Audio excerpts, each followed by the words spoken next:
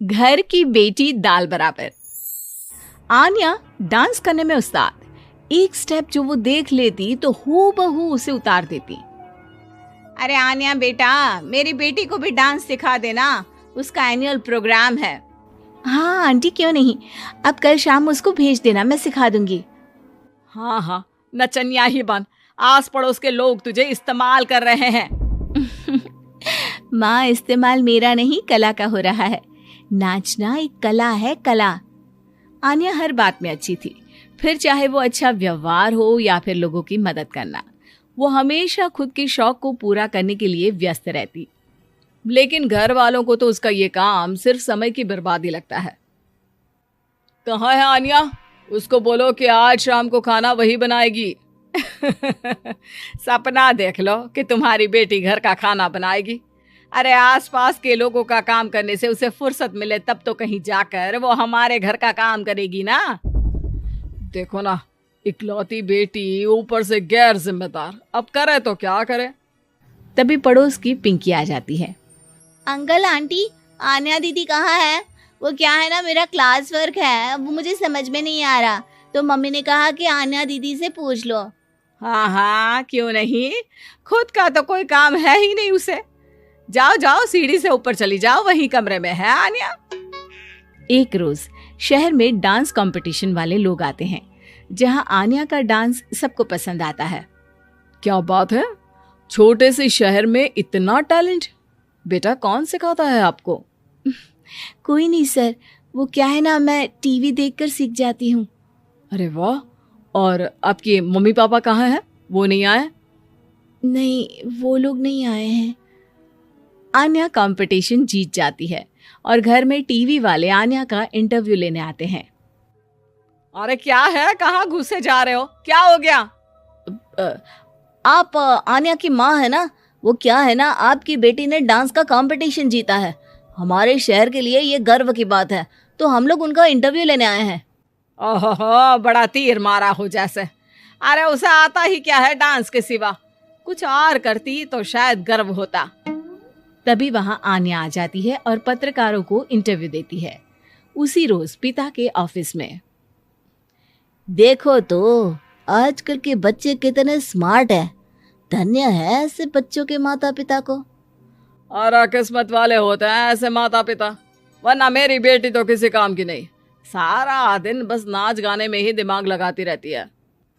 अरे वो बच्ची हमारे शहर की ही है, कितना नाम कमा रही है डांस में, हम तो उसकी बात कर रहे हैं। अच्छा, कोई डांस में भी नाम कमा सकता है? अरे दे देना भाई पेपर की कटिंग, दिखाऊंगा आन्या को भी मैं।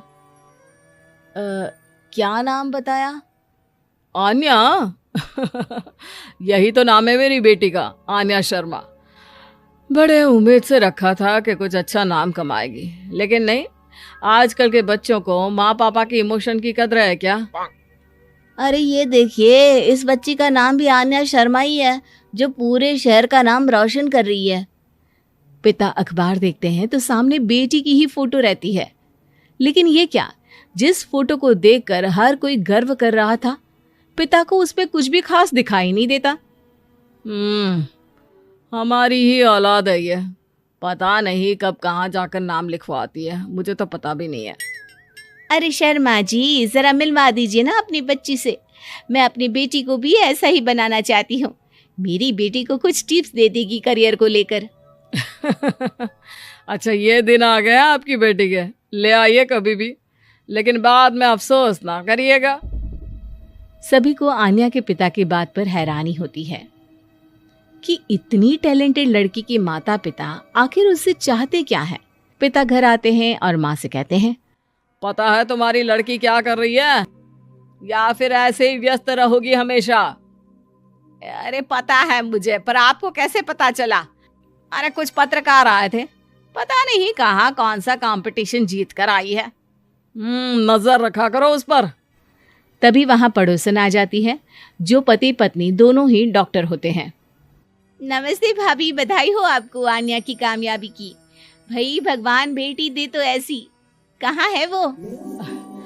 सच में आपको ऐसा लगता है कि भगवान ऐसी बेटी दे?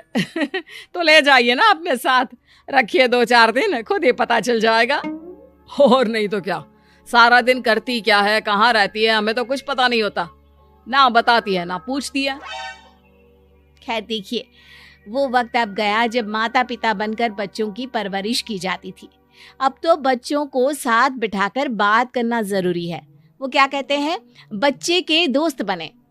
तो क्या आप दोनों अपनी बेटी के दोस्त हैं? हाँ, बस अब यही बाकी रह गया था। खैर बताइए, क्या काम है आपको? वो क्या है ना, मैं और मेरे पति दोनों को ही इमरजेंसी कॉल आ गई है अस्पताल से। मेरी बेटी आन्या की अच्छी दोस्त है, तो मैं क्या उसे आन्या के पास छोड़ दूं अगर वो फ्री है तो? माँ कुछ बोलती उतने में ही आन्या आ जाती है। वाह आंटी, क्यों नहीं, मैं फ्री ही हूँ, आप निश्चिंत रहिए, मैं उसका पूरा ख्याल रखूंगी। थैंक्स बेटा। वो अपनी बेटी उनके घर छोड़ जाती है, जो आन्या की उम्र की ही होती है। ये क्या मजाक है आन्या? हम लोगों को सोना भी होता है और हर घर का अपना कायदा होता है। मुझे बिल्कुल पसंद नहीं है कि तुम किसी को भी घर में घुसा लो। धीरे बोलिए पापा, कैसी बात कर रहे हैं? अंकल आंटी डॉक्टर है, पता है ना डॉक्टर का फर्ज क्या होता है। अगर वो किसी की जिंदगी बचा रहे हैं तो क्या हमारा फर्ज नहीं बनता कि हम भी उनकी किसी न किसी तरह से मदद करें? आपको तो पता है घर पर अकेले रहना कितना अनसेफ है। हाँ, तो दुनिया को सेफ करने का जिम्मा तू नहीं ले रखा है? अरे बहुत महंगे अस्पताल के डॉक्टर हैं वो लोग, खूब पैसा मिलता होगा, लेकिन ये नहीं कि मेड रख ले। क्या कहती आन्या, कैसे माँ पिता को समझाती कि किसी की मदद करना कोई बुरी बात नहीं है। खैर कुछ महीनों बाद आधी रात को माँ जोर जोर से चिल्लाकर आन्या के कमरे में जाती है। बेटा बेटा आन्या, पापा के सीने में दर्द हो रहा है, बेटा कुछ कर। हाँ माँ, मैं डॉक्टर को फोन करती हूँ। आन्या डॉक्टर को फोन करती है, लेकिन माँ डॉक्टर को तो आने में काफी वक्त लग जाएगा, मैं पिंकी के पापा को बुला लाऊं? अरे वो नहीं आएंगे बेटा, वो लोग बहुत बड़े डॉक्टर हैं और हम लोगों के पास इतने पैसे भी नहीं है। माँ, मैंने डांस कंपटीशन में जो पैसे जीते थे वो है मेरे पास, आप चिंता ना करें, बस पापा का इलाज करवा ले। आन्या के कहने पर वो बड़े डॉक्टर ना सिर्फ आन्या के पापा का इलाज करते हैं, बल्कि उन्हें ठीक करके घर भी ले आते हैं। आज मैं सिर्फ अपनी बेटी की वजह से बच गया। भगवान सबको ऐसी बेटी दे।